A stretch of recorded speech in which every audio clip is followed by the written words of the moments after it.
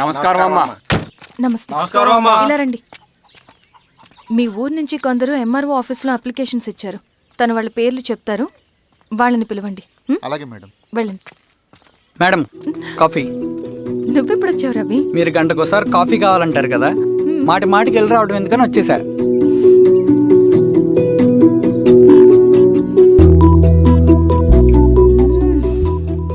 రవి, ఈ కాఫీ కోసమైనా నిన్ను పెళ్లి చేసుకోవచ్చు. అదేంటి అలా అనేసారు? That's a compliment. భలే వారండి బాబు. నమస్కారం. రండి రండి. ఎంఆర్ఓ శిరీషారెడ్డి గారు. శిరీష రెడ్డా? శిరీష అనే పిలవచ్చుగా. అమ్మమ్మ, పులికి పంచాలాగా సింహానికి చూలాగా అది మన ఐడెంటిటీ, అదంతా ఉండాలి. సరే బాబాయ్, నేను ఫ్రెష్ అయ్యేస్తాను, మీరు కానివ్వండి. అయినా ఈ కాలం చదువుకున్న ఆడపిల్లలతో మాట్లాడటం చాలా కష్టం. చుట్టుపక్కల శిరీష్ కొన్న ఇమేజ్ మనకి చాలా మంచి అయింది ఈశ్వర. నేను అడగకముందే పార్టీ హైకమాండ్ సర్వే చేయించి నీకే ఫేవర్గా ఉండడం వల్ల టికెట్ ఇచ్చింది.